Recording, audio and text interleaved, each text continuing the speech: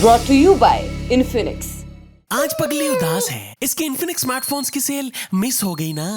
अरे पगली टेंशन मत ले, इन्फिनिक्स स्मार्टफोन्स पे आ रही है सेल फिर एक बार। पगली सेल अभी बाकी है।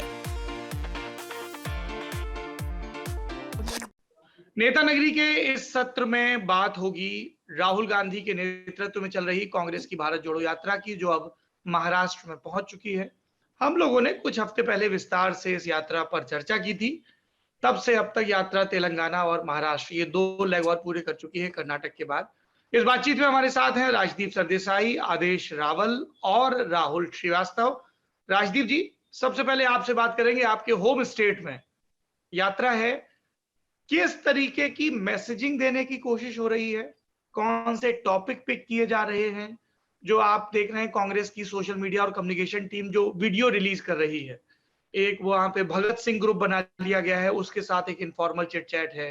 फिर सुशांत जो एक्टर है उनका एक वीडियो चल रहा है कल से कि उन्होंने क्या बोला आके। पूजा भट्ट ने तेलंगाना में साथ में आके वॉक की। तो इस तरीके से मीडिया में लगातार कि अच्छा अब ये हो गया, फलाने ने क्रिकेट खेल दिया, ढिकाने ने ये पकड़ा दिया, है ना। इस तरीके की बातचीत की कब किसने क्या अटायर पहना, और विपक्षी पार्टियां भी उसी हिसाब से अपना युद्ध है वो लड़ रही हैं सोशल मीडिया पर। तो दोनों तरफ से मोर्चे खुले हुए हैं। मैं तेलंगाना और महाराष्ट्र का हासिल, पॉलिटिकल मैसेजिंग, सिंबोलिज्म, ऑप्टिक्स और लॉन्ग रन में इसका इंपैक्ट, इन सब चीजों पर आपकी राय चाहता हूं। Then we'll move to Aadesh ji and Rahul ji. मैं फोकस पहले करता हूं महाराष्ट्र पर, जो एक तरह से आप कह सकते हैं मेरा और एक राज्य है। गुजरात जन्मभूमि है, लेकिन महाराष्ट्र भी मेरे दिल से जुड़ा हुआ है। आप देखेंगे जब यात्रा आई, कहां से आती है? नांदेड़। नांदेड़ से क्यों आती है? क्योंकि कांग्रेस के जो एकमेव सांसद है वो अशोक चव्हाण जो है वो नांदेड़ से आते हैं। तो आप तेलंगाना से नांदेड़ का रूट लेके अब आप कहाँ जाने वाले हैं? हिंगोली जाएंगे, विदर्भ जाएंगे, और वहां भी आपकी एक तरह से जो कांग्रेस की पकड़ एक महाराष्ट्र में है वो विदर्भ में है। अगर आप महाराष्ट्र के सभी रीजन्स ले जिसमें आज भी कांग्रेस का सबसे ज्यादा प्रभाव है वो हिंगोली में है, वो विदर्भ में है। आपने नितिन राउत जो वहां के मंत्री रहे हैं कांग्रेस के, उनको जिम्मा संभाला है कि आप देखिए किस तरह से यात्रा जब हिंगोली अकोला से जाएंगी, आपका जिम्मा है कि ये यात्रा सक्सेसफुल हो, इसमें आपको ज्यादा से ज्यादा लोग इसमें शामिल हो। नांदेड़ में यही जिम्मेदारी अशोक चव्हाण को दी गई कि अशोक चव्हाण जी, आप पूर्व मुख्यमंत्री रहे हैं, आप कांग्रेस के सांसद हैं, आपको जिम्मेदारी दी गई है कि आप एक तरह से पूरी तरह से नांदेड़ संभालिए। अब तो अशोक चव्हाण एमएलए बने। अशोक चव्हाण एमवीए सरकार में मंत्री थे, लेकिन कुछ सालों तक वो वहां के सांसद भी रहे थे, तो उनको ये जिम्मा दिया गया है। इंटरेस्टिंग बात दो तीन है। एक, इस जो यात्रा है, इसमें कांग्रेस की गुटबाजी जो है महाराष्ट्र में वो थोड़ी कम नजर आती है, क्योंकि वहां के हर नेता चाहते हैं कि कहीं ना कहीं उनका चेहरा आए और वो ये दिखाए कि वो राहुल गांधी से इस समय जुड़े हुए हैं। तो ये बात तो माननी पड़ेगी कि इस भारत जोड़ो यात्रा से कम थोड़ा बहुत महाराष्ट्र में कांग्रेस जोड़ो नजर आता है, क्योंकि अब तक कांग्रेस की सबसे बड़ी दुविधा एक तरह से महाराष्ट्र में रही है कि गुटबाजी इतनी फैल गई थी कि एक दूसरे से कई नेता बात भी नहीं कर रहे थे, और एक नेता को कैसे गिराया जाए ये भी लगातार प्रयास हो रहा था महाराष्ट्र में। तो उस हिसाब से आप कह सकते हैं कांग्रेस जोड़ो तो हुआ है। इंटरेस्टिंगली कई लेफ्ट सोशलिस्ट जो पुराने समाजवाद से जुड़े हुए हैं या लेफ्ट से जुड़े हुए हैं, वो जितने नेता हो या जर्नलिस्ट हो या एक्टिविस्ट हो, वो सब जा रहे हैं कहीं ना कहीं महाराष्ट्र में राहुल गांधी की यात्रा से जुड़ने के लिए। आप देखेंगे या देखने के लिए तुषार गांधी जो है, वो उन्होंने मुझे बताया कि वो 18 तारीख को रैली से महाराष्ट्र में जुड़ेंगे। कई अन्य जो मुंबई के जो लेफ्ट मूवमेंट से हैं वो सब जा रहे हैं, क्योंकि उनको ये दिखाना है कि हम भी एक तरह से राहुल गांधी का जो मैसेज है उससे हम पूरी तरह से सहमत हैं। अब इंटरेस्टिंगली जब ये यात्रा महाराष्ट्र में आई तो ऐसी चर्चा थी कि शरद पवार और उद्धव ठाकरे वहां राहुल गांधी को मिलेंगे और ये इन नेताओं के बीच में एक तरह से एक जॉइंट रैली होगी। वो हुआ नहीं। उसके बदले में क्या होता है, कल जितने भी एनसीपी के नेता हैं, सुप्रिया सुले, जयंत पाटिल जो वहां के अध्यक्ष हैं, और जितेंद्र आव्हाड, ये तीनों वहां थे और उन्होंने उस मंच से, जयंत पाटिल ने भी उस रैली को संबोधित किया।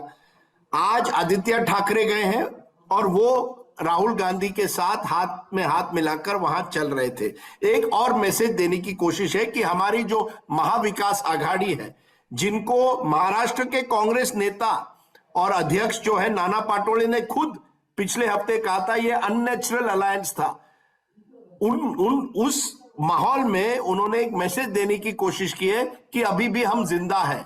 ये जो महाविकास आघाड़ी हमारी है ये खत्म नहीं हुई, हमारी सरकार भले ही गिरी हो लेकिन हम एक साथ हैं।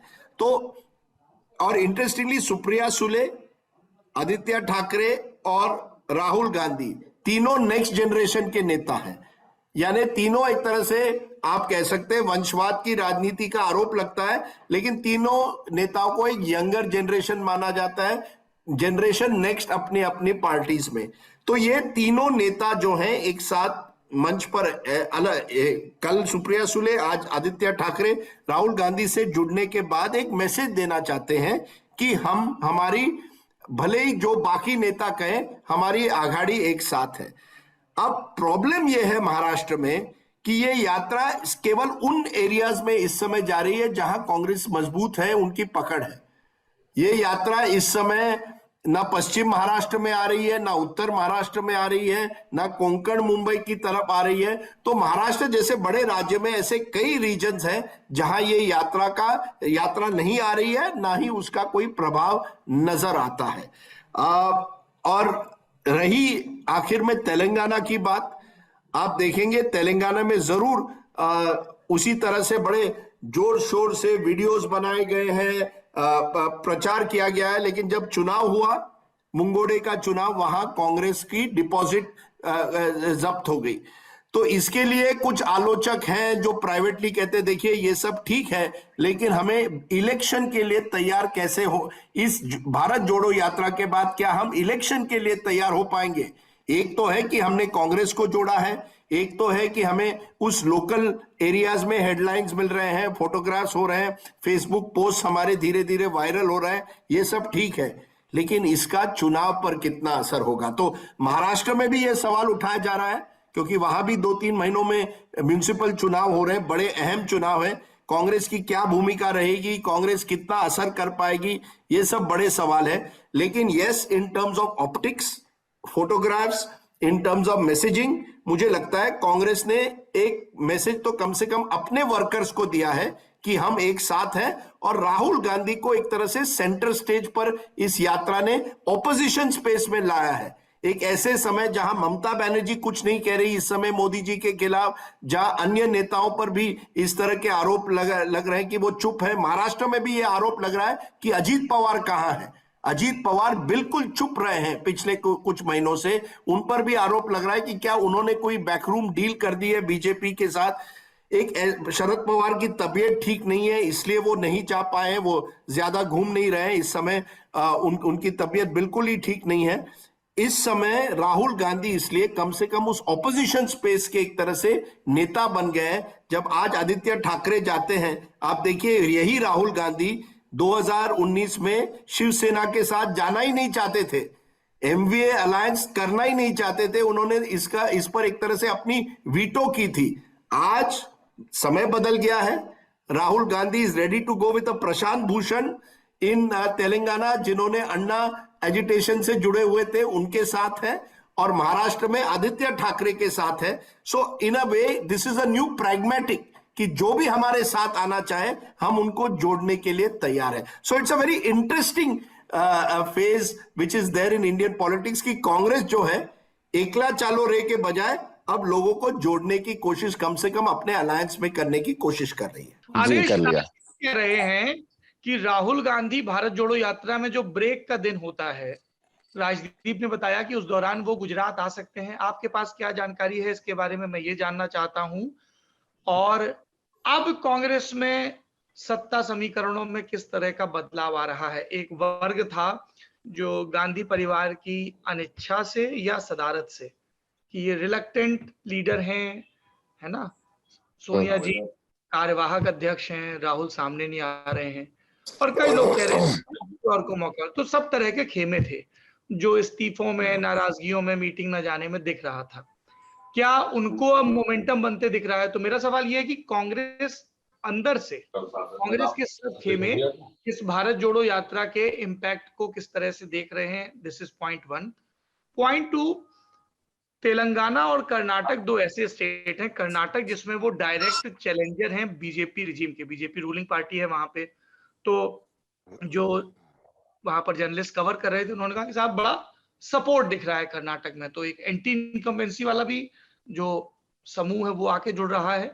तेलंगाना में कई लोगों ने कहा कि रेवंत रेड्डी का प्रयास तो है ही, सिविल सोसाइटी का मोबिलाइजेशन बहुत दिख रहा है, क्योंकि तेलंगाना में अभी लड़ाई ये है कि केसीआर वर्सेस बीजेपी और केसीआर वर्सेस कांग्रेस, और इट्स अ 3 कॉर्नर्ड फाइट, है ना। तो वहां पे वो एंगल में एंगल ये है कि उनको ये मैसेज देना है कि भाई बीजेपी के खिलाफ हमारा जो गठबंधन है शिवसेना के साथ, एनसीपी के साथ, वो 2024 तक कायम रहेगा। सरकार हट गई उद्धव ठाकरे के नेतृत्व वाली, बस इतना भर नहीं, इसीलिए आदित्य ठाकरे जाते हैं, राहुल गांधी के साथ वॉक करते हैं, तस्वीरें आई, सुप्रिया सुले जा रही हैं। तो मैं आपसे कांग्रेस की जो इनर रिएक्शन है वो, और क्या कई बार क्या होता है कि यात्रा में एक हाइपोथेसिस लेकर हम चलते हैं, जैसे हम चुनाव कवर करने गुजरात आए कि ये कवर करेंगे, ये करेंगे, इनसे मिलेंगे, पर जब यात्रा के दौरान भी आप बहुत सारी स्ट्रेटजीज में बदलाव करते हैं, और अंदर खाने से कांग्रेस इन चीजों को कैसे देख रही वो, और स्टेट स्पेसिफिक स्ट्रेटजीज क्या हैं, क्या वो अडॉप्ट करना चाहते हैं? ये 3 प्रश्न हैं आदेश रावत। देखिए सौरभ जी, शुरुआत करते हैं इसकी गुजरात से। गुजरात में दरअसल हिमाचल और गुजरात चुनाव चल रहा था और हिमाचल प्रदेश में राहुल गांधी ने एक भी रैली नहीं की। उनका ये कहना था कि मेरा फोकस जो है पूरा का पूरा वो मेरी यात्रा के ऊपर है, मैं इसको पॉलिटिकल बनाना नहीं चाहता हूं। तो उसमें फिर हुआ क्या कि कई सारे वरिष्ठ नेताओं ने ये कहा कि गुजरात को लेके मैसेज जा रहा है कि हमने गुजरात को छोड़ दिया है, हमारी जो लीडरशिप है उसका फोकस गुजरात के ऊपर नहीं है और हमने एक तरीके से हार मान ली है। तो उसको समझते हुए 2 दिन पहले इस बात का फैसला हुआ कि राहुल गांधी अब गुजरात में 4 रैली करेंगे। पहले चरण में 2 रैली होंगी और दूसरे चरण में 2 रैली होंगी, जिसके ऊपर उनकी सहमति आ चुकी है और ये 4 रैलीज फाइनल हो चुकी हैं। गुजरात को बेसिकली कांग्रेस ने 4 हिस्सों में बांटा हुआ है और उस हिसाब से एक एक जोन में राहुल गांधी की एक एक रैली होगी। क्योंकि अभी तक गुजरात को लेकर जो चर्चा हो रही है मीडिया में, वो इस बात को लेकर हो रही है कि भाई अरविंद केजरीवाल, प्रधानमंत्री मोदी, वो सब तो वहां जा रहे हैं, लेकिन जो कांग्रेस की लीडरशिप है एक्सेप्ट अशोक गहलोत, वहां कोई फोकस नहीं कर रहा है। राहुल गांधी का ये कहना था कि मल्लिकार्जुन खड़गे साहब अब अध्यक्ष है और अशोक गहलोत वहां के सीनियर ऑब्जर्वर हैं, वो वहां पे कैंपेन करें। दरअसल 2017 के चुनाव में भी यही हुआ था कि अशोक गहलोत उस वक्त गुजरात के महासचिव प्रभारी थे और राहुल गांधी के साथ मिलकर उन्होंने कड़ी टक्कर दी थी और उस वक्त लगभग 80 सीटें कांग्रेस के हिस्से में आई थी। तो राहुल गांधी ने ये कहा कि मैं यात्रा छोड़ के कहीं जाना नहीं चाहता हूं, क्योंकि बहुत सारे ऐसे प्रयास हुए जिसमें बीच में उनको बुलाने की कोशिश हुई लेकिन वो नहीं आए। अब हिमाचल प्रदेश में भी यही हुआ कि वहां पूरा फोकस प्रियंका गांधी ने रखा अपना, और क्योंकि वो जानती थी कि राहुल गांधी इस यात्रा में नहीं आएंगे, हिमाचल की विधानसभा चुनाव के प्रचार में नहीं आएंगे। तो अब सवाल ये था कि भाई गुजरात में आएंगे या नहीं आएंगे। इस बात पे सहमति हो गई है, वो 4 रैली करेंगे, 2 रैली पहले चरण में होंगी और 2 रैली दूसरे चरण में होंगी। अब आपने कहा कि कांग्रेस के भीतर क्या रिएक्शन है इस यात्रा को लेकर। दरअसल देखिए, ये यात्रा क्यों प्लान की गई, इसका मकसद क्या था, अब इस पे आते हैं। राहुल गांधी बेसिकली ये बात समझ रहे थे कि गांधी परिवार के नाम पे अब वोट नहीं मिल रही है। जिस तरीके से प्रधानमंत्री मोदी जिसको चाहे टिकट देते हैं वो सांसद बन जाता है, जिसको चाहे वो जिता देते हैं, ऐसा रुतबा अब गांधी परिवार का नहीं रहा था, यानी गांधी परिवार के नाम पे वोट नहीं आ रही थी। तो इन्होंने ये फैसला किया कि हम गांधी परिवार से बाहर का अध्यक्ष चूज करेंगे, और ये फैसला 2019 के लोकसभा चुनाव की हार के बाद ही हो चुका था। लेकिन उस वक्त अहमद पटेल और बाकी रणनीतिकारों को ये लगा कि पार्टी कमजोर है, इसलिए अभी सोनिया गांधी को ही हम इंटरिम अध्यक्ष बनाते हैं, रखते हैं, उसके बाद देखेंगे क्या फैसला होता है। अब बहुत लोगों को उम्मीद थी कि राहुल गांधी मान जाएंगे, लेकिन वो नहीं मान रहे। फाइनली वही हुआ। अशोक गहलोत और खड़गे साहब के बीच में ये बात थी और फाइनली राजस्थान में जो हुआ वो आपके दर्शकों को पता ही है, और खड़गे साहब कांग्रेस पार्टी के राष्ट्रीय अध्यक्ष बन गए। अब राहुल गांधी ने जो रास्ता चूज किया यात्रा का, इसके पीछे की कहानी क्या है? इसके पीछे की कहानी ये है, दरअसल राहुल गांधी ने ये कह दिया है कि मैं ना तो कांग्रेस पार्टी का अध्यक्ष बनना चाहता हूं, और ना मैं, ये उन्होंने पार्टी के भीतर कहा है, और ना मैं प्रधानमंत्री बनने की रेस में हूं। इसके पीछे की बड़ी वजह क्या है? क्योंकि राहुल गांधी को ये बात अच्छे से पता थी कि हमें एक स्टेप पीछे लेना पड़ेगा, उन्होंने लिया भी। अब आपको एक छोटी सी कहानी बताता हूं दर्शकों के लिए कि एक नेता थे जो मिलने गए यात्रा के दौरान राहुल गांधी से। उन्होंने कहा कि आपने हमारे राज्य में एक व्यक्ति को सारी पावर दे दी। तो उन्होंने कहा कि देखिए, आप कांग्रेस अध्यक्ष के पास जाइए, आप उनसे बात कीजिए। मैं कांग्रेस, इस यात्रा के जरिए मैं कांग्रेस पार्टी की विचारधारा को रिप्रेजेंट कर रहा हूं, ना कि कांग्रेस पार्टी के संगठन को। यानी उन्होंने जो कांग्रेस पार्टी का संगठन है, यानी जो रोज के कामकाज हैं या अपॉइंटमेंट्स है, उनसे अपने आप को दूर कर लिया है, और उन्होंने साफ साफ कह दिया कि मैं पार्टी की विचारधारा को रिप्रेजेंट कर रहा हूं। तो इस बात से समझ लेना चाहिए कि वो किस रास्ते पे हैं। अब इसके अलावा इस यात्रा का मकसद और क्या है? दरअसल राहुल गांधी को ये बात पता है कि हमारे नाम पे वोट नहीं है, और उनकी जो छवि है उसके ऊपर वो खुद भी कहते हैं कि मेरी छवि को खराब करने के लिए बीजेपी के आईटी सेल ने बहुत पैसा खर्च किया, बीजेपी ने पैसा खर्च किया। और मुझे याद है 2019 के लोकसभा चुनाव से पहले हमारा एक इंटरेक्शन हुआ था राहुल गांधी के साथ। तो उन्होंने कहा था कि इन्होंने मुझे पप्पू बनाया है। तो हमने पूछा कि बताइए कि आपको कैसा लगता है? तो उन्होंने अपनी बाजू पकड़ के अपनी यहाँ से ऐसा खींचा खुद को और कहा कि मेरी खाल बहुत मोटी हो गई है। तो यानी वो कह रहे थे कि इन सब चीजों का मैं हैबिचुअल हो गया हूं, मुझे फर्क नहीं पड़ता इस बात से। तो अब राहुल गांधी जो यात्रा पे निकले हैं, उसके पीछे की बड़ी वजह ये है कि नेता के नाम पे जनता वोट देती है। अगर नेता की छवि ही खराब है तो उसको ठीक कैसे किया जाए? भारत जोड़ो यात्रा की अगर मैं पूरी एक एनालिसिस करता हूं तो मैं इसको ऐसे देखता हूं कि राहुल गांधी जो है वो अपने आप को, अपनी छवि को सुधारने के लिए निकले हैं, ताकि जनता के बीच में वो एक नेता एस्टैब्लिश हो सके और उनके नाम पे कांग्रेस पार्टी को वोट मिल सके। तब जाके ये हाईकमांड जो है, जिसको गांधी परिवार कहते हैं, वो मजबूत होगा। और तब मैं ऐसा सोचता हूं कि कहीं ये रास्ता बहुत डिफिकल्ट है, आसान नहीं है। तो कांग्रेस पार्टी के भीतर जो गांधी परिवार के पीछे हटने से, खड़गे साहब के बनने से जो इक्वेशन बन रही है, उसमें राहुल गांधी खुद को नेता बनाने के लिए निकल पड़े हैं। वो एक महज सांसद हैं, उनके ऊपर कोई ऐसी जिम्मेदारी नहीं है जिसके ऊपर उनको जवाब देना पड़े। अगर मान लीजिए गुजरात चुनाव, हिमाचल प्रदेश चुनाव दोनों कांग्रेस हार जाती है, हम सोच लेते हैं एक सेकंड के लिए, तो कोई ये नहीं कहेगा कि राहुल गांधी के कारण वो हारे हैं, क्योंकि अब राष्ट्रीय अध्यक्ष जो है मल्लिकार्जुन खड़गे, गांधी परिवार ने एक स्टेप पीछे ले लिया है। तो मेरा ऐसा मानना है इस पूरे जी अगर हिमाचल प्रदेश जीत जाते हैं तब किस तरह से व्याख्या की जाएगी? देखिए,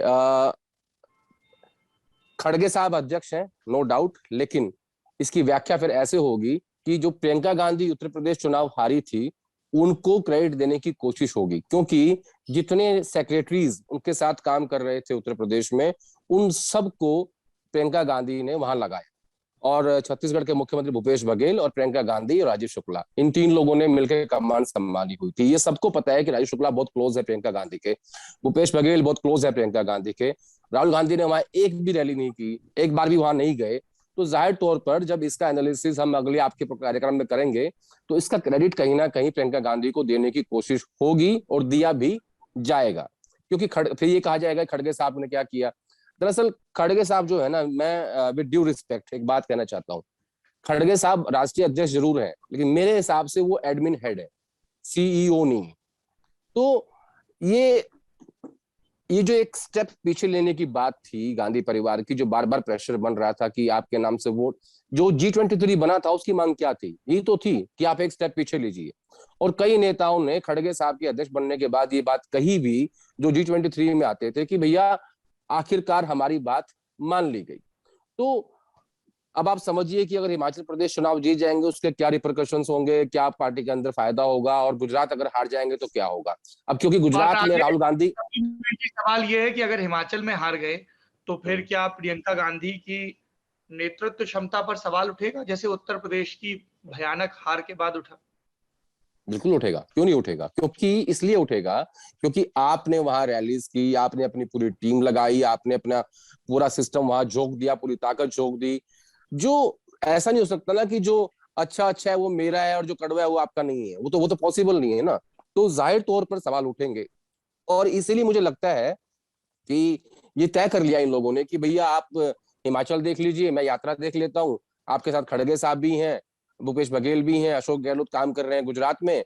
लेकिन फाइनली अशोक गहलोत और बाकी सीनियर नेताओं ने राहुल गांधी को इस बात के लिए मना लिया कि आपको गुजरात में आना ही पड़ेगा। पहले वो बहुत रेसिस्ट कर रहे थे, उनका ये कहना था कि मैं यात्रा छोड़ना नहीं चाहता, मेरा फोकस सिर्फ यात्रा है। और एक बात और सौरभ जी आपके दर्शकों के लिए, कि ये उत्तर दक्षिण भारत से और नॉर्थ को आती हुई ये पहली यात्रा राहुल गांधी की नहीं है। दरअसल राहुल गांधी ना इस यात्रा के जरिए और अपने इस कमिटमेंट के जरिए नए 21वीं सदी का गांधी बनने की तरफ निकल पड़े। वो ये कहते हैं कि मैं रिप्रेजेंट करता हूं कांग्रेस की विचारधारा को, पार्टी के संगठन को नहीं। और उन्होंने एक डिफिकल्ट रास्ता चूज किया है, जो कि बहुत डिफिकल्ट है। तो कई लोगों ने पूछा उनसे कि सर अगर इसके बावजूद भी हम 2024 का लोकसभा चुनाव हार गए तो फिर क्या होगा? तो उन्होंने कहा कि ये रास्ता बहुत लंबा है, ये 24 तक है, ये 29 तक है, या उसके बाद भी है, ये मैं नहीं जानता। लेकिन कोई ये नहीं कह पाएगा कि विपक्ष अपने घर बैठा हुआ था, सबसे बड़ी पार्टी विपक्ष की कांग्रेस पार्टी के नेता अपने घर बैठे हुए थे, मेहनत नहीं कर रहे थे। वो मैं नहीं चाहता हूं कि लोग हमें ये बात कहें। मैं अपना प्रयास करूंगा। और आप देखिए वो बार बार क्या कर रहे हैं, जब से यात्रा शुरू हुई है उन्होंने व्हाइट टी शर्ट और व्हाइट कुर्ते के अलावा कुछ पहना नहीं है। उसका मैसेज क्या है कि वो एक संदेश देना चाहते हैं शांति का, हार्मनी का, प्रोस्पेरिटी का। अपने कपड़ों के जरिए भी एक दिन भी मैंने ऐसा नहीं देखा कि जिस दिन उन्होंने व्हाइट कपड़े ना पहने हो, यानी व्हाइट टी शर्ट या व्हाइट कुर्ता ना पहना हो। तो इन सब चीजों को देखते हुए एक डिफिकल्ट रास्ता चूज किया है, जो कि काफी लंबा चलेगा। और मुझे ऐसा लगता है कि इस यात्रा के बाद भी हो सकता है कि गुजरात से लेके असम तक एक यात्रा निकाली जाए। संदेश ऐसा मिल रहा है कि लोकसभा चुनाव तक ये जो यात्रा राहुल गांधी की ये चलती रहेगी। और मैं अपने व्यक्तिगत एक्सपीरियंस से बोल सकता हूँ कि 25 किलोमीटर रोज चलना मुझे लगता है काफी डिफिकल्ट है, आसान नहीं। उसके बीच में लोगों से मिलना भी होता है, और बाकी आप सब देख ही रहे हैं कैसे कैसे वीडियोस आ रहे हैं, कैसे कैसे एक्टिविस्ट जुड़ रहे हैं, बॉलीवुड आ रहा है, तमाम तरह की चीजें हैं।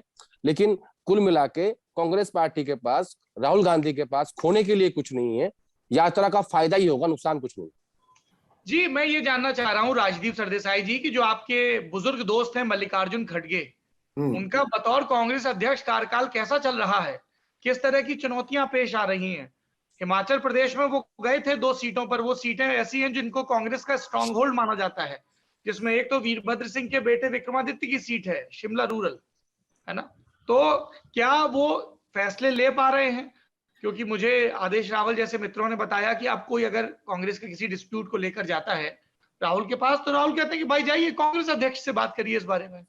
तो खड़गे साहब कितना अपनी पावर को एक्सरसाइज कर पा रहे हैं आपके हिसाब से? देखिए, इसके पहले एक छोटा सा करेक्शन, क्योंकि दर्शकों को मैं रॉन्ग इन्फॉर्मेशन नहीं देना चाहता। अशोक चव्हाण नांदेड़ से 2014 में जीते थे, जो कांग्रेस केवल 2 सीटें जीती थी, दूसरी राजीव साटव की थी हिंगोली में। राहुल गांधी इन दोनों इलाकों से जा रहे हैं, इस समय नांदेड़ में, हिंगोली की तरफ जाएंगे। और नितिन राउत जो पिछली सरकार में मंत्री थे, महाराष्ट्र की सरकार में, उनको अकोला और वाशिम दिया गया है। यानी वो 3 या 4 विदर्भ के डिस्ट्रिक्ट में जा रहे हैं और 1 मराठवाड़ा की। और ये सब माने जाते हैं एक तरह से कांग्रेस के, आप कह सकते हैं, गढ़ माने जाते हैं। नांदेड़ से वो हिंगोली जाएंगे और फिर विदर्भ में जाएंगे। तो मैं ये कहूंगा कि एक तो ये स्ट्रॉन्ग होल्ड की बात राहुल गांधी के, वो स्ट्रॉन्ग होल्ड पर फोकस कर रहे हैं महाराष्ट्र में इस समय, क्योंकि महाराष्ट्र में इन्हीं एरियाज में कांग्रेस की एक पकड़ है। मल्लिकार्जुन खड़गे जो है बड़े इंटरेस्टिंग है। आदेश ने कहा उनको एडमिनिस्ट्रेटिव ऑफिसर बनाया गया है, ये कुछ हद तक सही है।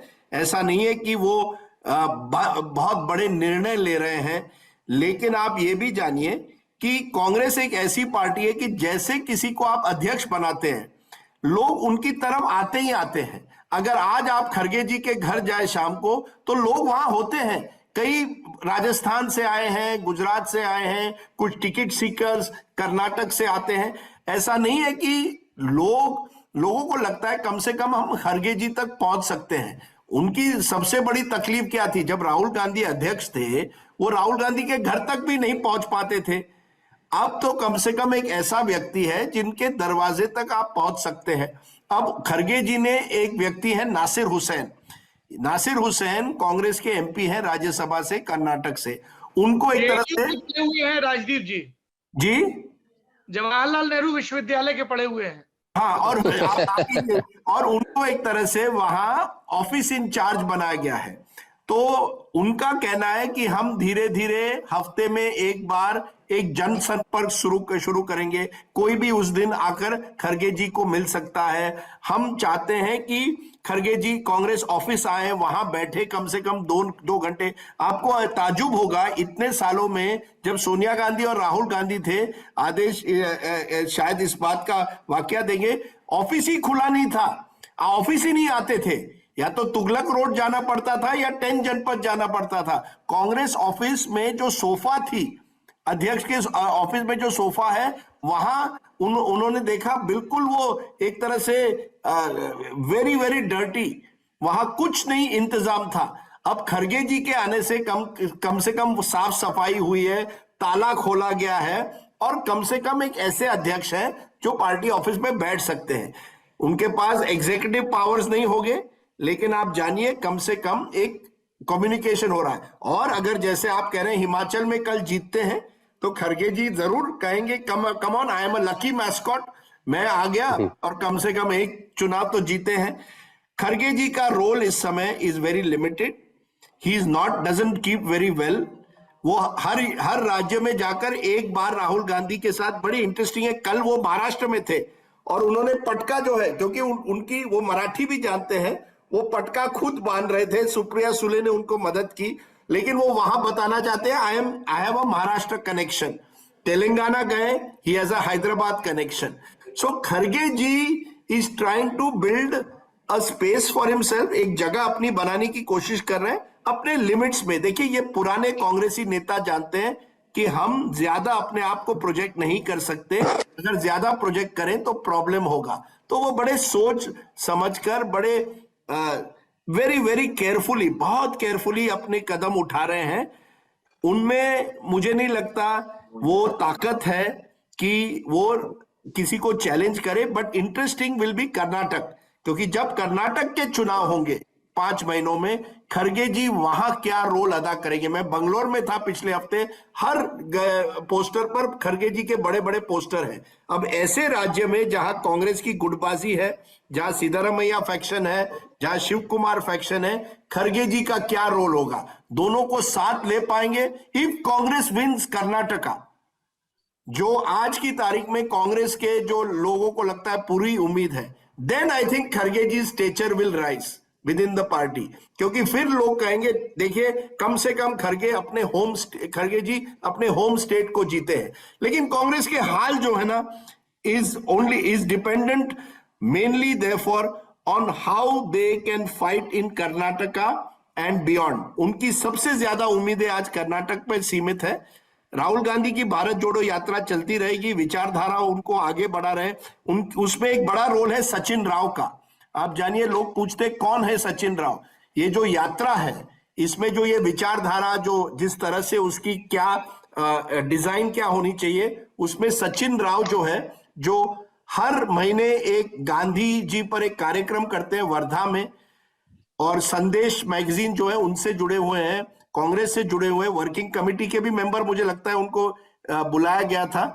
वो पूरी तरह से इस यात्रा का क्या, वो राहुल गांधी के, मुझे लगता है इस यात्रा में मोस्ट इंपॉर्टेंट एडवाइजर है। अलंकार उनके साथ जुड़े हुए हैं, यात्रा में उनके साथ चलते हैं, पर Sachin Rao is the brains behind the yatra, he is the mind behind this यात्रा।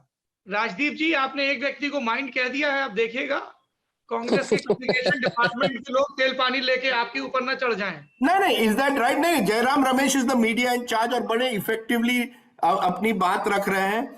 बट सचिन राव, जिन्होंने एक आर्टिकल भी अभी यात्रा पर इंडियन एक्सप्रेस में लिखा था, ये जो गांधीयन फिलॉसफी जिसकी आदेश ने बात की कि मैं एक 21वीं सदी की गांधीयन वैल्यूज को लेके आगे चलना चाहता हूं, जो राहुल गांधी हर रैली में एक तरह से कह रहे हैं, ये जो माइंड है, ये मुझे लगता है सचिन राव, जो वर्धा से जुड़े, वहां गांधी आश्रम से जुड़े हुए हैं और राहुल के करीबी हैं, वो इस बात को आगे लेकर जाने की कोशिश कर रहे हैं।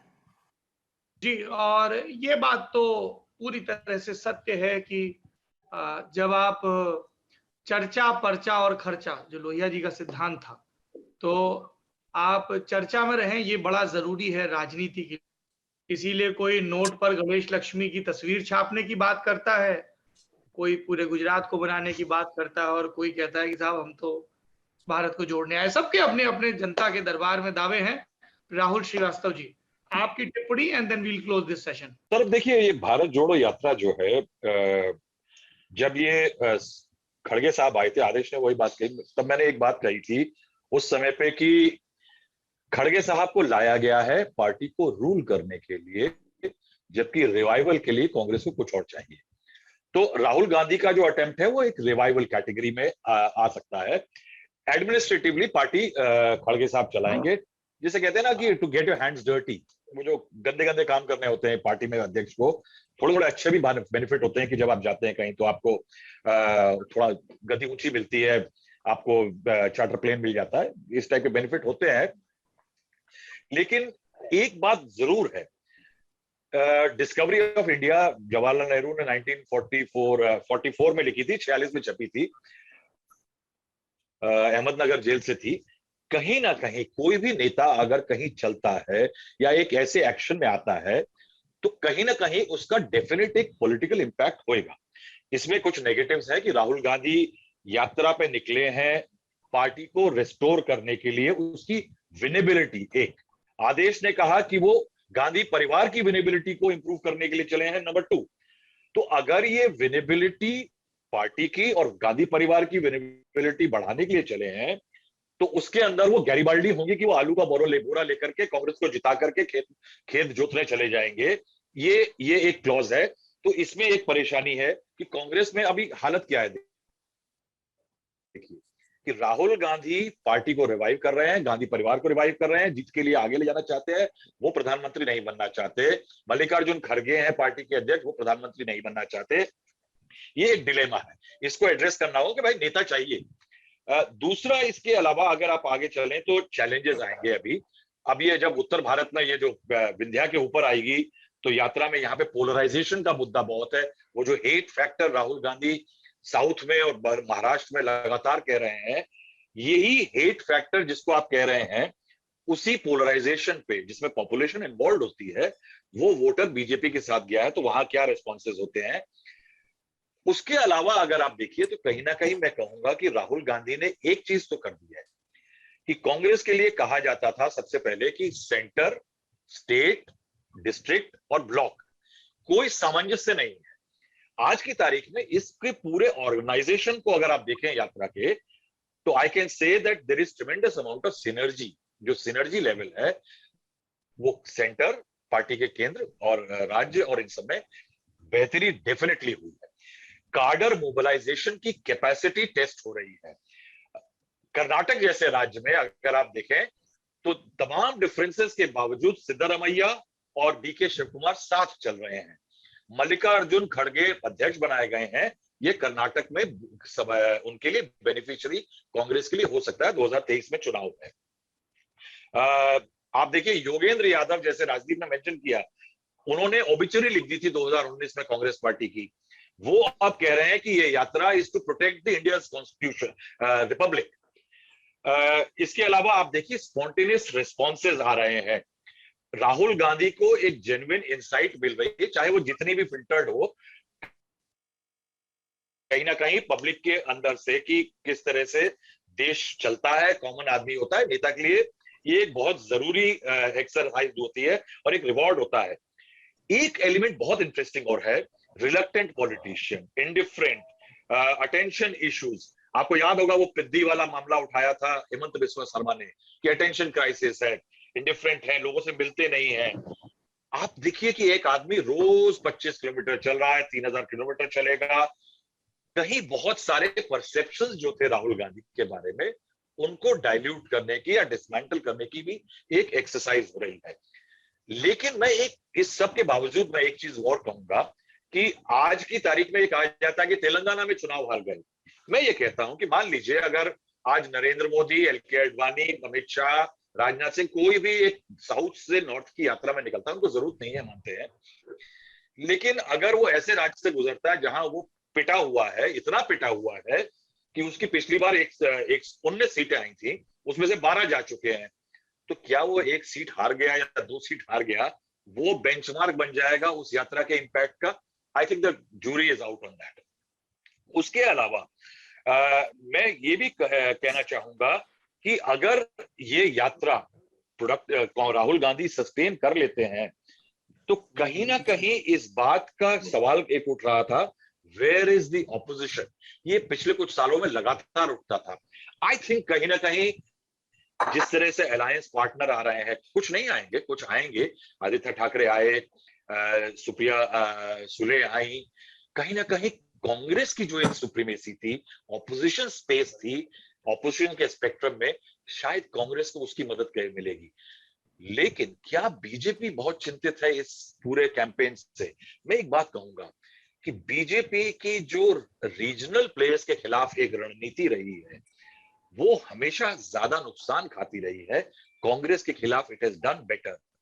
आई थिंक अगर राहुल गांधी एक नेशनल स्पेक्ट्रम कांग्रेस के लिए क्रिएट करते हैं, नैरेटिव क्रिएट कर देते हैं, वो थोड़ा कहीं ना कहीं बीजेपी रिलिश भी करेगी, क्योंकि उसको उसमें फायदा है, क्योंकि वो एक नेशनल नैरेटिव राहुल गांधी के एक्सपीरियंस और तमाम चीजों को बिल्ड करके अपने पॉलिटिकल कैंपेन को 2024 में चला सकती है। बोलिए। आज मैं कांग्रेस पार्टी के 2000 बैच के एक नेता से मिलने गया था। उन्होंने मुझे कॉफी पे बुलाया था, तो मैंने पूछा कि भाई साहब बताइए यात्रा में क्या होगा, तो बोले कि ये बताओ कि हमें नुकसान क्या है और राहुल गांधी के पास खोने के लिए क्या है। मतलब कुछ नहीं, वो एक सांसद हैं। तो बोले कि इस यात्रा के बाद और चुनाव में 2024 के चुनाव में हमें 4 वोट का फायदा होगा, 40,000 वोट का फायदा होगा, 4 लाख का होगा, 4 करोड़ का हमें नहीं पता, लेकिन फायदा जरूर होगा। हम घर बैठे हुए थे, आज जो हम सड़क पे हैं, हमारे पास जो कुछ है पाने के लिए, खोने के लिए कुछ नहीं। बहुत बहुत धन्यवाद आपके दर्शकों का। नहीं, ये बिल्कुल दुरुस्त बात है। राहुल जी संशय के स्वर में कह रहे थे, लेकिन जो बात कही जा रही थी कि वो लगातार नहीं रहते हैं, फुल टाइम नहीं, मैंने जो कहा कि मैंने 2000 बैच के एक कांग्रेस पार्टी के नेता से मिलने गया था। आपकी बात नहीं कर रहा हूं मैं, अच्छा ठीक। कि राहुल गांधी की जो ये आलोचना होती थी ना कि साहब, जो अभी थोड़ी देर पहले राजदीप और सबने कहा कि मिलते नहीं है, तो मैं एक ब्लॉग देख रहा था भारत जोड़ो यात्रा का, जिसमें उन्होंने युवा नेताओं ने कहा कि साहब लोग आके सलाह देते हैं, तो हम उनसे कहते हैं पहले रोज इतना चल के दिखाओ, उसके बाद सलाह देना। तो राजनीति में हो चाहे पत्रकारिता में बहुत महत्वपूर्ण है कि आप लगातार लोगों से मिलिए। बाकी इनकी रणनीतियों को लेकर आलोचना, चर्चा और जहां कहीं अच्छा दिखेगा तो सराहना होती रहेगी। सराहना का काम जनता का है, निगहबानी का काम हमारा है। नेता नगरी में अलग अलग राजनीतिक दलों पर ये निगहबानी और आलोचना बनी रहेगी। हम बढ़ते हैं अगले सत्र की तरफ। राजदीप जी, आदेश जी, राहुल जी, आप तीनों का बहुत बहुत धन्यवाद। Thank you.